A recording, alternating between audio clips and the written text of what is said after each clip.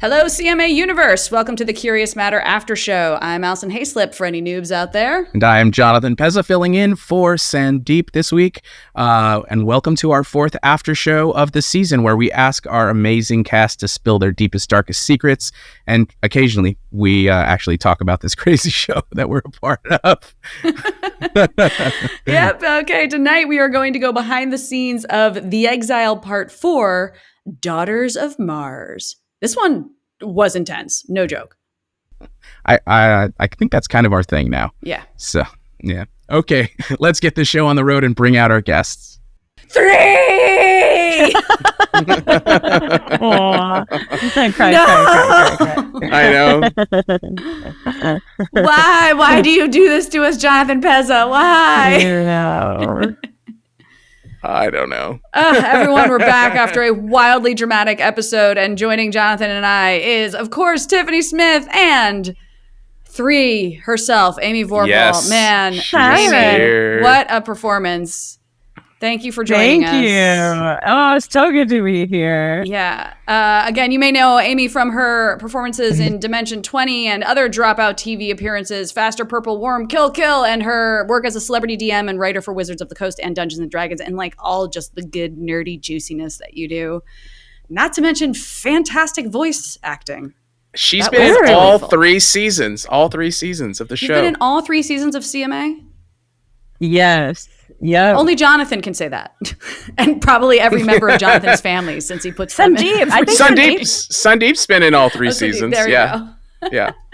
And well, the funny thing is like the greatest gift, I think, of being able to do the season was that all of the troupe who've been with me, like friends who like had never done voice acting at the beginning of this, are all still in this show. They're all everybody around us. Like, it's so great. Matt Hoban got to be in a scene with Kevin Smith in this episode, and he's been with us since the first season, and it was like a dream come true for him, because he like literally traveled down to Jersey from Rhode Island on a road trip in high school to go visit like the Quick Stop. So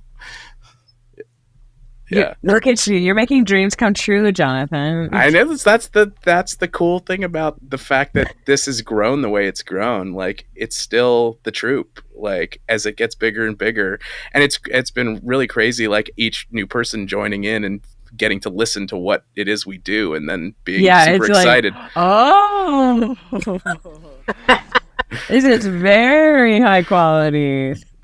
Oh yeah. Yeah, people don't think it's what it is until they listen. It's incredible. Before we really dive into the questions and the the burning questions everyone has in chat, we have to play our game, Jonathan. Yeah, we do. We got some good ones. You guys ready? If you haven't been here before, we're going to play a little game. We're going to test your sci-fi sound prowess. Okay, so we're going to play Name That Sound. We're going to play a sound from a sound effect from a sci-fi movie. You have to tell us what it is and what movie it comes from. And Jonathan, I'm going to let you do the sounds, because every time I do it, it's a disaster. I get to play stuff. Yeah. All right, here we go. Number one. Everybody ready? Here we go. Here's the first one.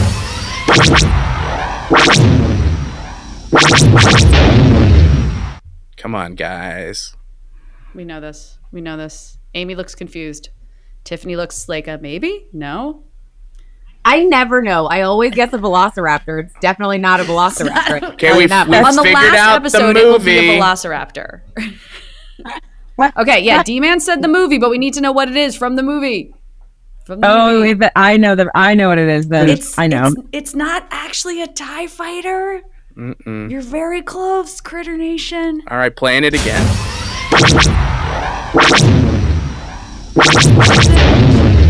From Star The other one. Wars. It's the other one. Yeah, we got it. Superman. There we go. Superman. X-Wing. Yes. Yeah, quad The lasers. Quad laser cannons. I got very confused because I was like, that's from Superman? Oh. There are no Yeah, that's what it X-Wings in sounds like when he Superman? shoots laser beams out of his eyes. You've never heard that before? Yeah. They just reused it. Yeah. Something like that. All right, I'm going to be fascinated if anyone gets this next one, because I can see what it is, but I haven't even heard it yet, and I have no idea what it could possibly sound like. This is the challenging one.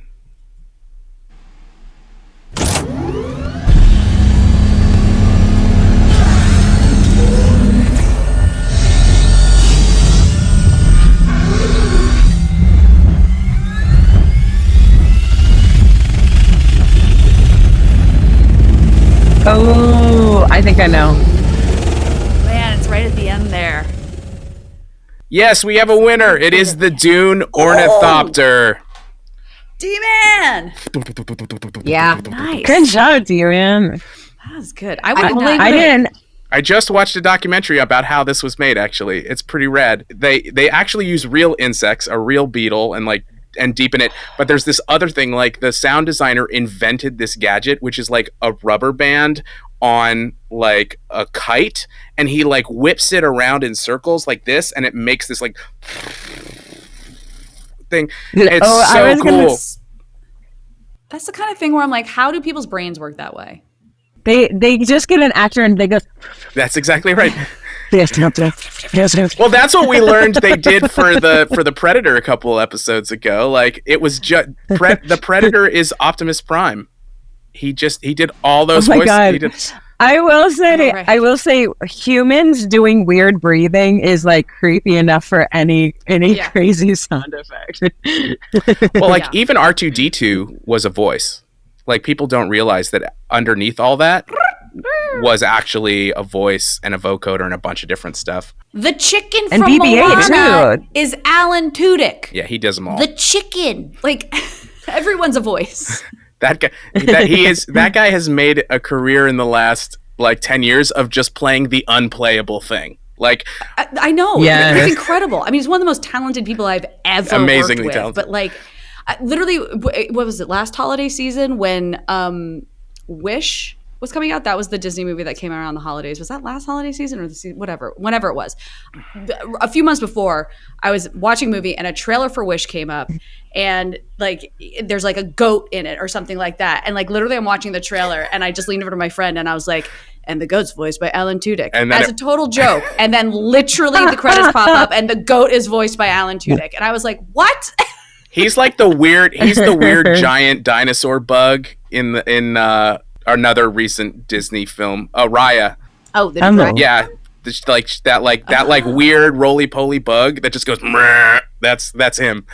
That's also Alan. That's yeah. Check. That's the sound of money.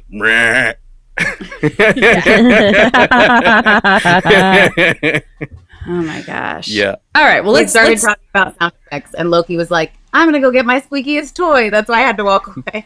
Yeah. He's like, "It's time to make noise." Right.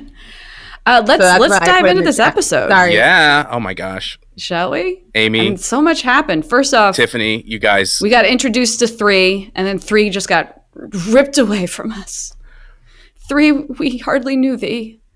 Oh God. Yeah. I like it. But then also, we've discovered that children can breathe on Mars. What's happening? Just some of them. Only some of them. Yeah. Things are changing. Yeah. Darwinism. You know? Nature finds a way, as they say in Tiffany's favorite movie. Yeah. Happens to be the daughter of, not in real life, but Trisha and Kevin Smith, which is so fun. Yes. So that was the voice of Bonnie. Couple. The voice of Bonnie was Tien Nguyen, who plays every child character in our show. And it was amazing. Wow. That was so cute. Yeah. I mean, this one, I think just hearing it, I feel like we've had episodes where it was like a heavy cast, like a lot of people, but this one I feel like was the most cast and had the most like emotional stuff to do in one episode. And so it was really fun, like pulling in some friends to do stuff where it's like, Alison already said this earlier, but Amy's been a part of the troupe for Curious Matter for all 3 seasons, and then just kind of on a wish being like, hey Kevin, do you want to do a voice on this audio drum? Loki, no. Sorry, y'all. He's like, please pay attention. On a like wish, just being like, hey Kevin, would you be willing to come in and do this? And he texted me in like 5 minutes and was like, sure. I was like, do you want to read it? And he was like, no, I'm good. I was like, are you serious? And we ended up like, yeah. And it was just like one of those days too, where it's like when we went to record, we had booked a space and then stuff changed. And so there was a lot of last minute changes that happened on the day recording him. But once we got him in the booth, it was great. It was super fun for me because I sat in the booth with him because it wasn't our regular booth that we recorded at. We went to a different studio. And so I got to sit across from him. And same thing with Trisha, that I actually got to read the scenes like right across from them, which I think was one, a lot of fun for me, but I think it also adds to the emotional performance for those scenes. Yeah, they have like a very like intimate. The way they communicated in this and the way you guys kind of interact has an intimacy that we haven't gotten in the show yet. Just that, and it really worked. Just like how all of that came together. So, Amy, since you've been in all 3 seasons, have you only played one character per each season? No, because I know how Jonathan works, and I can imagine that there's some others. The first one, I was like a Tilda Swinton type mother demon creature that had a big monologue at the end that was like, I'm the big bad thing, but also I'm justified in doing it. And then the second one was a comedy. It really was. And I was like insane. I was very emotional and a real like, nasty word for a lady. Like I was just truly, truly gnarly. Landed myself in jail. And should have been in jail, but just yelled a lot. Like it's just so nasty. And then this one, I think this is the character that's like the closest. I don't want to say the closest to me, but just not that I've like killed a whole bunch of people. And I don't care about people's lives, but she's just actually really grounded. If you take the circumstances into context, But yeah, what's really weird hearing it back is like, I had zero volume. I felt like, oh God, I hope they can hear me. In the booth, there was like, I don't know if you were doing this too, Tiffany, like where you're like, hello, am I even vocalizing? It was just so quiet. But as it turns out, like, yeah, even in a like a really, really low toned whisper, my voice still came out. I don't know. That was surprising to me. I think sometimes when you're in the booth, you don't know what it's going to sound like. Yeah. You're just kind of like really having to trust, like when I'm recording, obviously, with Jonathan, and just like trust that he's hearing what we need to hear. And certain things where it's like, he can tweak things or change things. There's certain times where it's like, I'll listen to a first edit. Like, especially on this one, there were certain things where, because Jonathan's so in it and so listening to everything constantly, that sometimes it's like, I have to give it a listen and be like, hey, like the music, the song that we have at the beginning, I remember listening to this episode and just being like, for a minute for me, because the song was so clear, I was like, it felt like I was listening to the wrong show for a second. And I was like, but because he'd been listening to it so much, he like knew exactly what it was. So it's crazy because sometimes it's Jonathan hearing something that we don't hear in the booth, but then on the flip side of that, it happens where it's like me listening to it back and being like, oh, well, for fresh ears, it sounds like this. Yeah, the objective ears have been so helpful. Like, yeah, I thought this time I would try. I broke my own rule this episode, which was like that I figured out at the beginning of the show that every time we come into the show and we're with Rand and doing all that, we have to be in world and it has to be a vignette. It can't just be a floating voice in space on the radio. And then at the beginning of this episode, the music started that way, and then slowly like the world materialized around you. But by the time it materialized around you, you had felt like you weren't in the show. And so we needed to like be in world right off the get-go. And so, yeah, that was a great note. And we got the bumps. I found, so there were all these like pauses and stuff in the car drive because I couldn't find good car bump sounds like the dum-dum, like like you go over like a speed bump or a small crater or whatever you're like working like, and so the Mars rocks. And so every once in a while in that you need a dump, you know what I mean, in the car to break up the dialogue, and it wasn't there and in that, but the moment it's in there, that all that dialogue was like, yep, that's how it's supposed to be.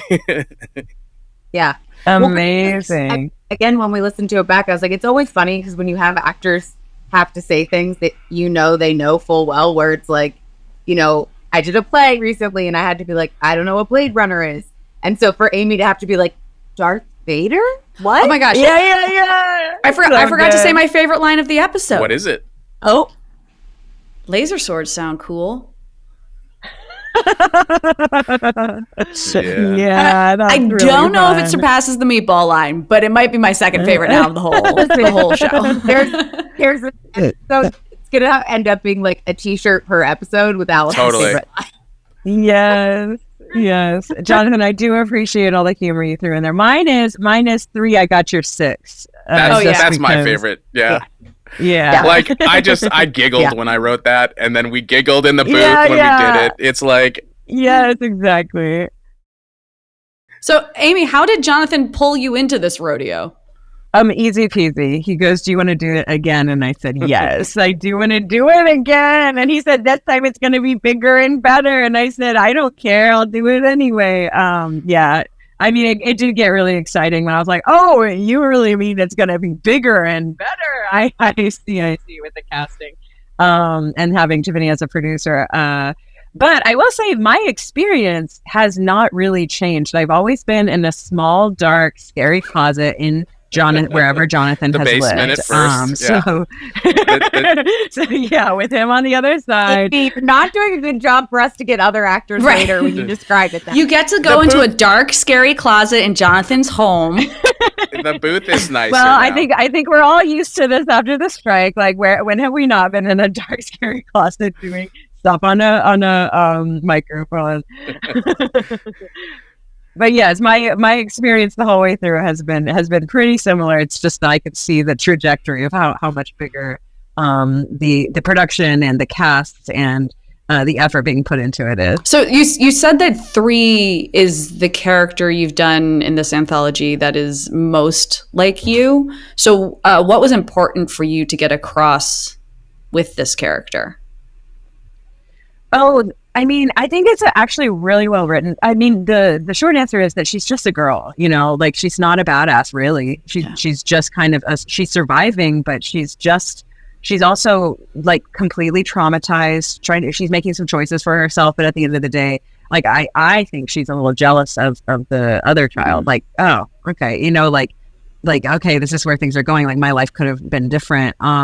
But the other characters were like really heightened, I would say. And then this one is, with the weird, I'll say weird, but like the little dialect thing choices and stuff, and how nitty and gritty it all is. At the end of the day, she's got some toys that make her a little more badass, but she's pretty normal, and she's definitely vulnerable and breakable and squishy, and she knows it.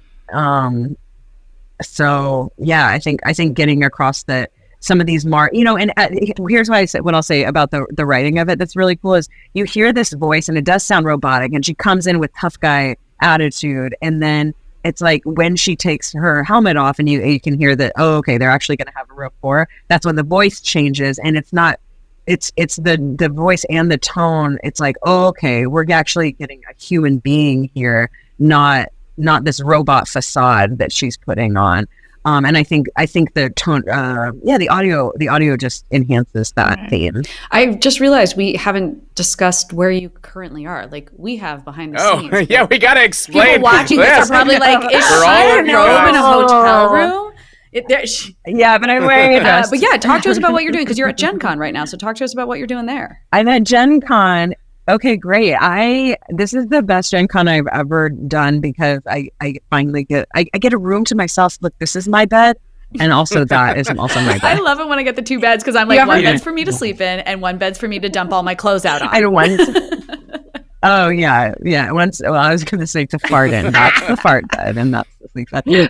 But at Gen Con this year. I'm playing Magic: The Gathering Commander with Command Zone people at a Game Nights Live, and that's partnering with Wizards of the Coast. And then I'm also playing music shows. So I've got a couple of albums. They're all nerdy D&D music.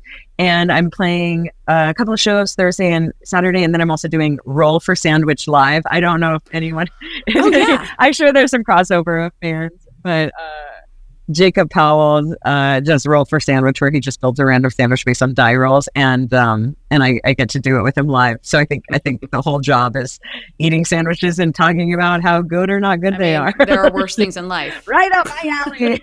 Exactly. Yeah. So it's going to be a really, really fun Gen Con. Mostly, it's going to be the Magic thing, and I will say all of the friends that I have gone to Gen Con with for a decade, two of them do work for Command Zone, and then the other three have been like, they'll like stay in the rooms and stuff, and then they've somehow been included in the game nights live now, and so they're like banner holders and like entourage dancers, and it's like, oh, the gang's all back together. So it feels like this is the crew of people that once a year will go to Big Bear or like Arrowhead and just dive into the vice of food and games and drink for like 4 days. Like and so it's like the ride or die. I want to go. Yeah, I think it's really fun. Yeah, I love it because like it's, I mean, like what we talked about this with this show in particular, where it's like having cast come in where it's like this friend recommended this friend recommended this friend knows this person, where it's like Amy texted me and was like, I was just talking to all the Command Zone guys and they were all saying hi, and I'm like, I love it because it's like, yeah, this and met you were a topic of conversation tonight because it was Olivia Gobert Hicks is here too, and anyway, yeah, it's a great, the Venn diagram's a great big circle. And your music performance is actually with another one of our cast members. Oh, yes, Blythe Renee. Yeah, she's a dear friend of mine. And they moved actually recently, so they're not in LA anymore. But still a lot of love. But I'll see her. Yeah, I'll definitely be singing songs with her. She decided this season. We were talking about parts. Blythe last season played the Hunter's Guide, which was amazing. Right. And so I was like, do you want to come back and play every robot in the season? And she's like, yes. So every robotic voice in this season is Blythe. Yeah, she's our Alan Tudyk. Oh my gosh, she should be her. She's got pipes, man. Like, I can sing, you know what I mean? But she can sing. Like, that girl is out of control. Like, if you go to karaoke with her, do not go after her, because it's one of those like jock Broadway jock pop voices. Yeah, she's amazing. Love it. Yeah. Thank you for joining us during Gen Con. I feel very honored that you like set up in your fancy hotel room to chat with us. I know. Yeah. Well, this is just a minor low-key flight. Yeah. So you're like, look at my hotel room in Indianapolis. I do have a very important question for you, though. What do you think it takes to make a great sci-fi story? I actually have a lot of point of view on this. I think a great sci-fi story should have something allegorical, and I like to modern day, like something that's metaphorical, that has a metaphor to something that actually is going on. I have written some stuff where it's like autobiographical in a way, or like everyone's expecting me to write something like that, like romance and dating and what that's like. And there's a lot of pressure there. And I have changed my mind that I think that you need to have like a direct connection to the source material. I actually think fiction, including science fiction, delivers way more truth and has a way like easier to handle vehicle for real truth in relationships and themes than like autobiographical stuff. I'm not gonna be hard and fast in it, because I have seen some autobiographical stuff that's like, oh damn, that hits. But I think here's what I think. The themes can't help but come through when you're doing sci-fi. I mean, fingers crossed if you're doing it right. And because of that, like, you get a lot of freedom to kind of push limits and say things that maybe you don't feel comfortable, like just getting on an Instagram live and going, hey, this sucks, doesn't it?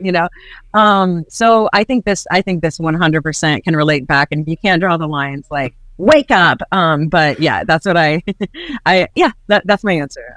A bit of a metaphor to what's actually really going on. I mean, I think that's exactly why Star Trek was so successful and has been so successful for like literally decades upon decades, because that's what they started off doing. Yeah. Which I think a lot of people kind of miss. Yeah. Like, all Star Trek at the beginning was just commentary on modern day issues and critiques of things that humans were going through at the time. Yeah.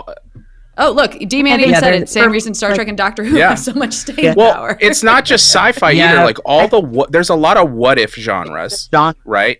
So, like, because horror falls into that. Yeah, for sure. Horror. The what ifs, and the more they're connected to something visceral and real that we actually understand on a personal level, the more impactful and entertaining they are.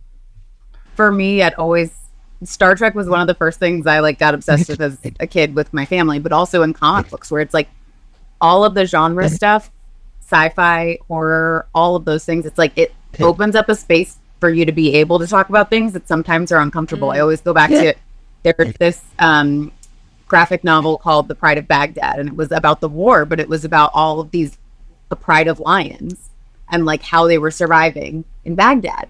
And it's like, because it was lions, it just opened up this whole other conversation to be able to be had in a way that was so different than just saying like, this is how I feel about this is how I feel about this thing. And so it's like, I think they're in every kind of genre stuff, if it's done to the best of its ability, I think it will open up conversations to be able to have those moments to say like, how do we feel about this? Like, I mean, how do we feel about the idea of, I mean, and this book was written so long ago, but it's like the idea of people talking about colonizing Mars or colonizing the moon. Like, how do we actually feel about that? What would that look like? How would it, though, with all of the other countries and places in the world thinking that they should own part of it, and what that would look like? So I think it's like, I think with sci-fi, hopefully, like I said, it just opens up conversation. For sure. I love that. So that's done really well. The other thing that is done really well here that I think is very necessary, and this is for all genre, is a definition of magic. And that means just like what the world building is. And fundamentally what that means to me is access to materials and knowing like what is it metal? Is it plastic? Is it stone? Are things made of bone? Like, what are things made of? And then what's the accessibility to those materials? Which is like so weird. But as a dungeon master, I'm like always thinking about that. Like, oh, rubber's not, that's pretty synthetic. We're not going to do that. Glass. Okay. Glass is fine. Okay. We'll do glass, like windows and stuff like that. But if they have, metal is kind of, there's a hierarchy to metal. And that, I mean, we see it here even in this episode that like, oh, there's collagen. There's also, they're farming the food, the way they're doing that. And then they're also farming people, there's like these materials that, the accessibility to materials is it's something that I'm like hyper, it's like one decision, like when you're dungeon mastering or world building, it's kind of one decision, but you have to make it. And then it has to mean something. And in that is currency as well. But anyway, that tickled my bone. No, that made me happy. It's okay. We've already said the show is rated R. Okay. We already talked about farting in London, so I think we're okay. Yeah. This is an explicit podcast. It's fine. Okay. We're already rated. I mean, what podcast isn't? But I think that's right. Yeah. Well, when you know what that is, then like the audience can relax. They're like, oh, got it. That is an important resource. That is a less important resource. Who has access to that? It's really, like everyone can calm down when they know what is going on. It drives me insane when a sci-fi show breaks its own rules. I'm like, I will buy anything you set up for me, but the moment you break those rules, you've lost me. Yeah. Okay. Unless it's part of the story, like in our right. Like this, like where only women can use magic, except this one man. Right. Yeah. Jumping into this, one of the cool things was like, we are children of abundance, especially in the United States. Like we do not understand cultures of scarcity. We don't. Like we're getting the tiniest taste of what that might potentially feel like just with like the things that have happened in the economy over the last few years. But when I was like, well, if they're going to Mars and they're doing this crazy thing, it's not going to be a culture of abundance. It's going to be a culture of scarcity. And those situations define sociology. Our cultures are built up by the way we live day to day. And so I did my best across the board with every character to ask, like, how does Mars impact who they are as a person? And can they show us that in a way that doesn't require exposition, because like there's a lot of exposition because you have to, but how many different ways can a character present their perspective through the reference that comes from that culture of scarcity across a bunch of different things? Like the farmers, they fight the soil because the soil on Mars is toxic. Making it usable is something that takes generations. These farmers have spent generations getting the soil inside of their greenhouses to be fruitful.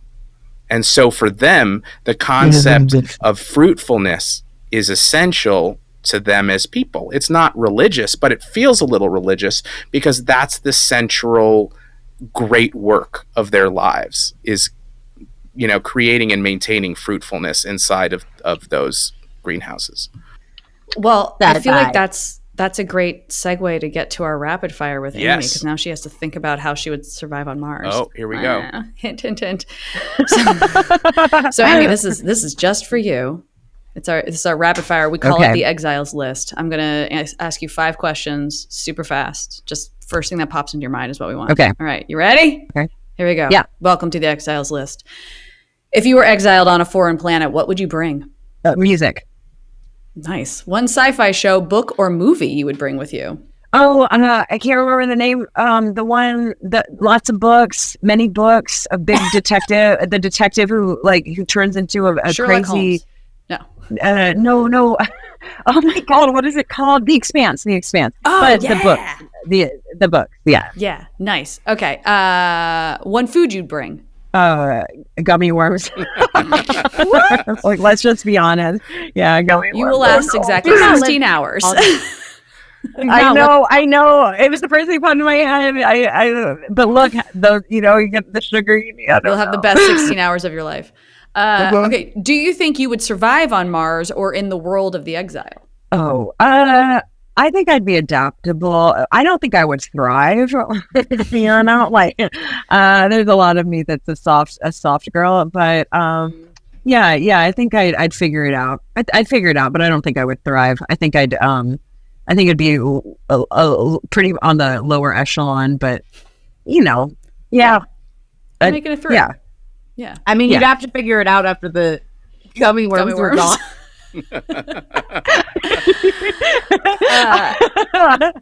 I mean potatoes, y'all. There you go, potatoes. It's always potatoes.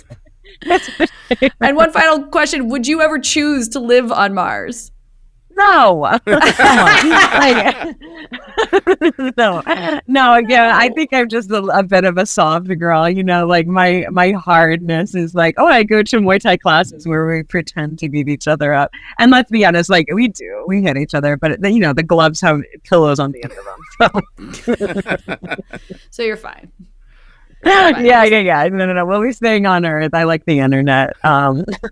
Amy would be the bruiser, and then I would have food. Alison and I would be we have potatoes. Yep. And we would be bringing the food, and Amy would be Amy's the price of our bunch, apparently. And we just make sure she gets sleep at the end of the night. Exactly. I'm your spastic child, yeah. She crashes real hard. Yeah. It's 8 p.m. bath time and then nighttime, okay? I get the zoomies and then I pass out. Speaking of which, our biggest critic just made an appearance in the background. I don't know if you guys were for those who were here for the first episode. So is it your child? Yes. He snuck in to basically be wrap it up. Wrap it up, guy. Wrap it up, Dad. Yeah. Come on. Well, yeah, we are right at the end of our show, though. Tiffany, as always, thank you for joining us. Amy, thank you for giving us your time during your awesome Gen Con weekend. We hope you have a blast out there. Have fun with audio shows. Thank you. Oh my gosh, lovely to be here. Yes, and it is time to wrap things up for this installment of the After Show. Thank you to everyone who came out to be a part of the live experience. The show will be taking a brief hiatus for August, with our next mini-sode releasing on August 27th. And you can come out and join us live for our next After Show on September 3rd at 7 p.m. Pacific time to listen with other fans and get a chance to interact with the cast like you were doing tonight. Once again, that will be September 3rd, 7 p.m. Pacific on twitch.com/effingfunny. Thank you again to our guests, of course, and to our technical team and DeathQueenVex and all of our mods. Thank you.